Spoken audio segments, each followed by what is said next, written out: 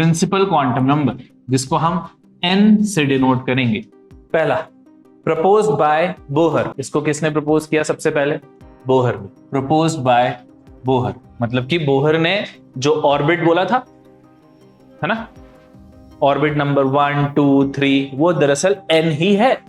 ठीक है, जो हमने बोहर के केस में NH/2π वाला जो n था, that is principal quantum number only, वो वही था।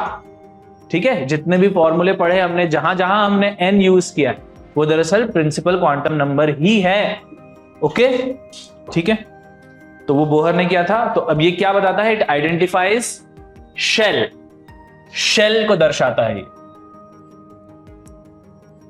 Identifies shell.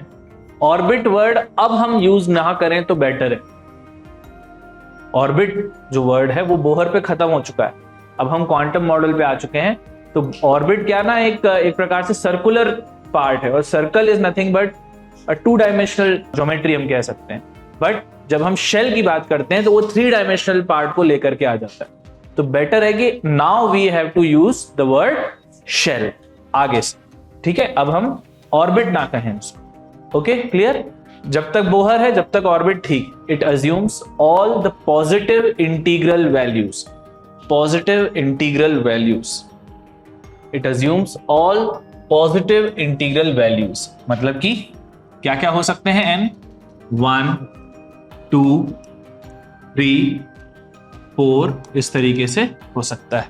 ठीक है, इनको जो डेजिग्नेशन दिया गया, डेजिग्नेशन वो दिया गया k शेल को, फर्स्ट शेल को k, then l, then m, then n, इस तरीके से k l m n, these are the designation of the shell, these are the designation, and n 1 2 3 4 shell number signifies the shell, है ना, वो shell दर्शा रहा है, first shell, second shell, third shell.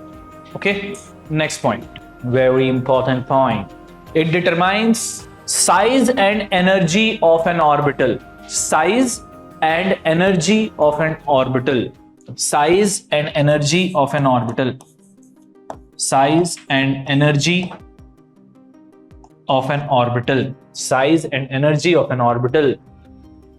किसकी बात हो रही है अभी? प्रिंसिपल क्वांटम नंबर की बात हो रही है, n की बात हो रही है, और वो क्या दर्शाता है? Size and energy of N orbital. ठीक है, और किसी भी ऑर्बिटल के लिए साइज एंड एनर्जी को बताता है प्रिंसिपल क्वांटम नंबर। ठीक है, next point, number of orbitals, number of orbitals, number of orbitals in nth shell will be equal to n square, ना होगा n square, number of orbitals in nth shell is equals to n square. First shell में कितने होंगे? 1, second में square करो 4 9 16, समझ गए? Next point, maximum number of electrons in nth shell, maximum number of electrons in nth shell will be 2n square, double ही होगा। ये हम सब जानते हैं कि एक ऑर्बिटल में 2 इलेक्ट्रॉन आते हैं, तो जितने ऑर्बिटल उसके डबल इलेक्ट्रॉन्स। तो ध्यान से क्वेश्चन को पढ़ना, क्वेश्चन अगर पूछ रहा है कितने इलेक्ट्रॉन्स हो सकते हैं, तो इलेक्ट्रॉन्स में 2n स्क्वायर लगाना। ठीक है, और अगर वो पूछ रहा है कितने ऑर्बिटल हैं, तो n स्क्वायर लगाना। ठीक है, और ध्यान से मैक्सिमम वर्ड यूज हुआ है। मैक्सिमम क्यों यूज हुआ है, और यहां क्यों नहीं मैक्सिमम यूज हुआ ऊपर? क्योंकि सेकेंड शेल है अगर फॉर एग्जाम्पल, तो उसके पास 4 ऑर्बिटल तो रहेंगे ही रहेंगे, वो तो हैं। अब भरे हैं कि नहीं भरे हैं इट डजंट मैटर, लेकिन हैं तो उसके पास 4। अब हर एक ऑर्बिटल में कितने हो सकते हैं? 2 हो सकते हैं। ठीक है, तो अगर हम ये बोले कि जब सारे ऑर्बिटल भर जाएंगे तो कितने होंगे, तो 2n स्क्वायर ही होने। बात समझ में आ रही? लेकिन जरूरी थोड़ा है कि सारे भरे ही हों या सारे कंप्लीटली फिल्ड ही हों। Getting my point? तो इस वजह से यहां पर मैक्सिमम वर्ड यूज हुआ है कि ज्यादा से ज्यादा 2n स्क्वायर आ सकते हैं। उससे कम भी हो सकते हैं। ओके, समझ गए? क्लियर ना? इसलिए आगे आकर के तुमने अगर जिसको अगर क्लिक नहीं करे जो मैं बोल रहा हूं तो टेंशन मत लेना। जैसे तुम लोगों ने ये पढ़ा होगा कि जो थर्ड पीरियड होता है, थर्ड पीरियड के जो एलिमेंट्स होते हैं, यानी कि उसके पास कितने शेल हैं? 3 शेल हैं।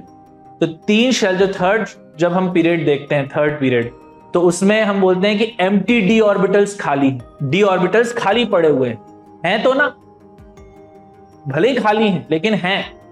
ठीक है, तो हम इस तरीके से, आप समझ गए मैं क्या कहना चाह रहा हूं कि रहते हैं, ऑर्बिटल्स तो रहेंगे ही।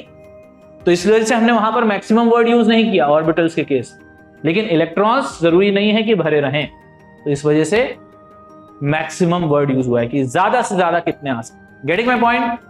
ठीक है, ओके। तो यहां पर बात खत्म होती है प्रिंसिपल क्वांटम नंबर n की। ठीक है।